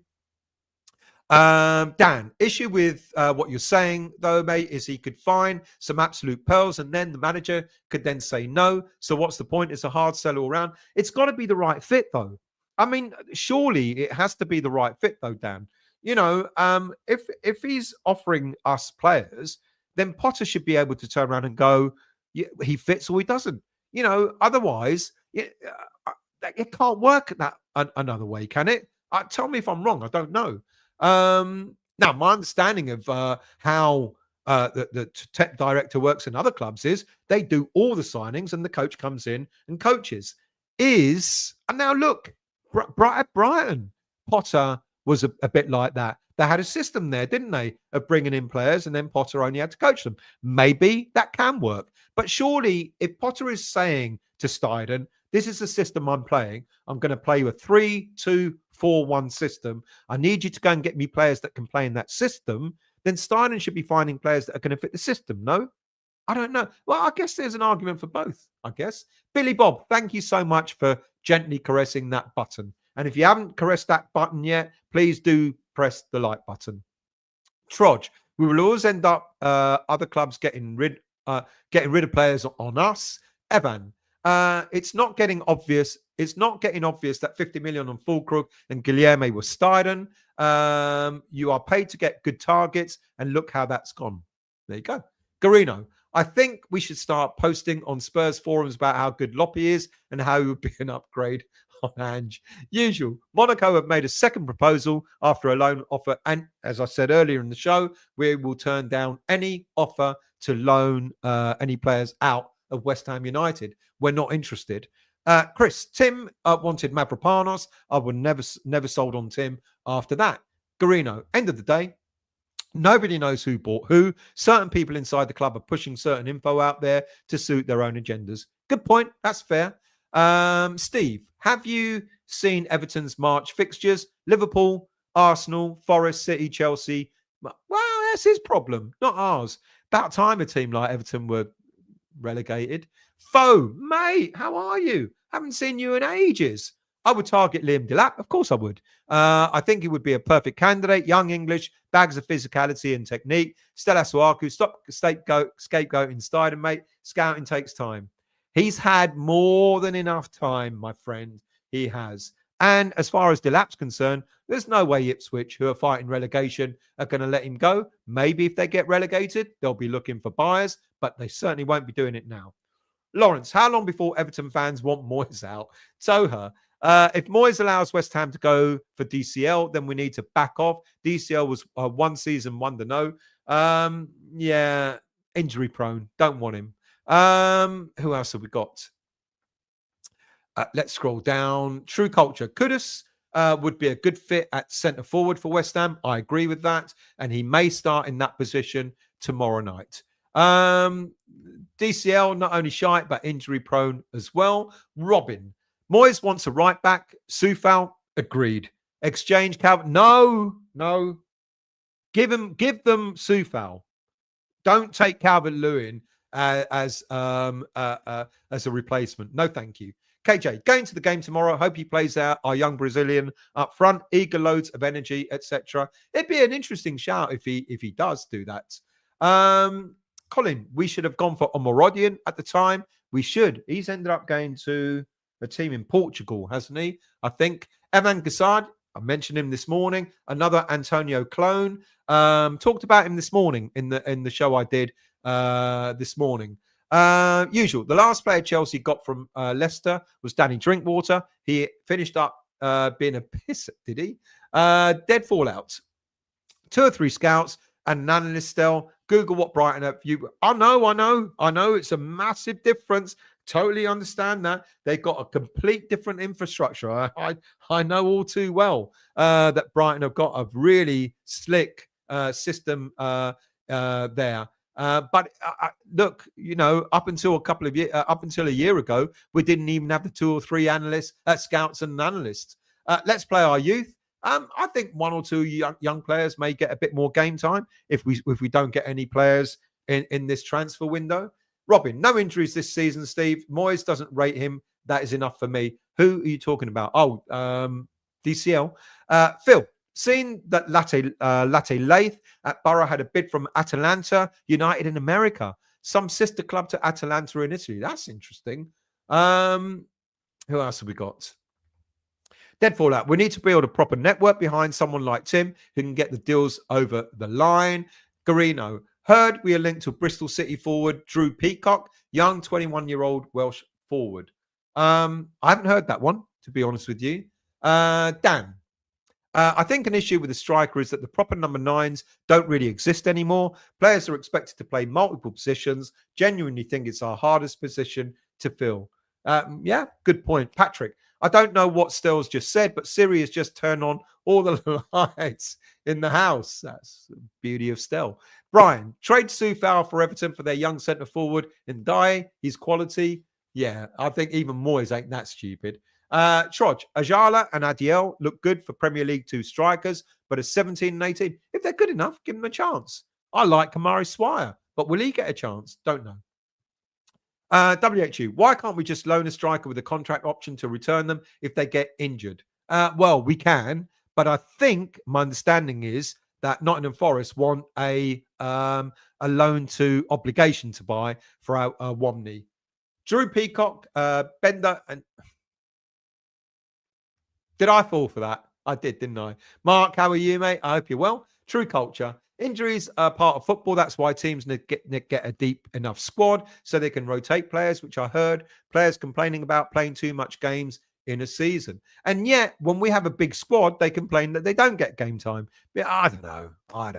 Brian, in my opinion, pearls are talents that nobody knows about or young players that will turn good. Right now, we need a striker that's proven already. Fair play. What I meant was about Steidten's credentials. I think they've been blown apart a little bit, but maybe I'm being too harsh on him. Patrick, Amorim would not sign for us because of technical director. People said that was crap because he went to Man United with one, but look at them now. They have fired the technical director. How much should the club spend on a striker? Whatever he's worth. You know, if a striker's worth 20 million, buy him. Pay that money. If he's worth 40 million, 50 million, whatever. But we don't always do that, do we? Let's scroll down. Glennie, I wish we still had Skamaka. I'm sure Potter would use him and build our team around him. Moyes didn't. That's a really good point. Evan, I remember the last season at the Bowling having Sacco, Valencia, Carroll, Emaneki, Zarate. Now we have Danny Ings. Colin, I feel that a director of football and coach manager should work together closer in recruitment of players rather than Diouf just getting the players in. Then it should work. Yeah, I kind of agree with that. They need to be in harmony, don't they? Ted, I think Brighton have scouts around the world. No doubt they probably have. Matt, do you think we will go back in for Duran at all? I think we've done that. I think that ship has finally sailed. I'm feeling the deal is not totally dead. Well, we had a feeling the deal was not totally dead back in the summer, and it was. Trosh, Marshall doing well as he spent time playing with adults in Ireland before coming over here, and also, he's playing in he's playing for Huddersfield, doing extremely well there as well. Ted, still, maybe we should advertise for strikers on Indeed. I'd apply. Don't know if I passed the interview. Ralph, agreed. Skamaka or Haller with Potter. Haller. I know. Thank you for that. I fell right in that, didn't I? That's it. I'm stopping. An hour and 52. My voice is going dry. I need to drink some more water. People, as usual, thank you very much for getting involved. Thank you very much for commenting. If you've yet to become a subscriber, I think you ought to. And if you haven't hit the like button, then please hit that like button as well. We go out tomorrow. Just to finish off, like I said, this is the kind of team that maybe I think we could be putting out. There might be a few changes. It's going to be a 4-2-3-1, a 3-2-4-1 system, or 3-4-2-1 system, something like that. I really do think that Kudus is going to start up front. Yes, you could put maybe, I don't know, you could put Guilherme in where Soler is. You could put Emerson in where Oli Scars is. You could put Wan-Bissaka where Soufal is, and then bring Guilherme in, whatever. But let's hope. We've got a number of players out injured. Bowen, Todibo, Fulkrug, Somerville. My understanding is that if Emerson doesn't make it tomorrow, then he'll be back in for the game against Crystal Palace at the weekend, and so will Somerville. Tomorrow may come a bit too soon for Somerville, but let's go out there. Let's play a similar sort of way that we did against Aston Villa last Friday, and we'll get a win. 2-1 for me. Thank you all for watching. Thank you all for listening. Really appreciate you getting involved, and I will see you all very, very soon.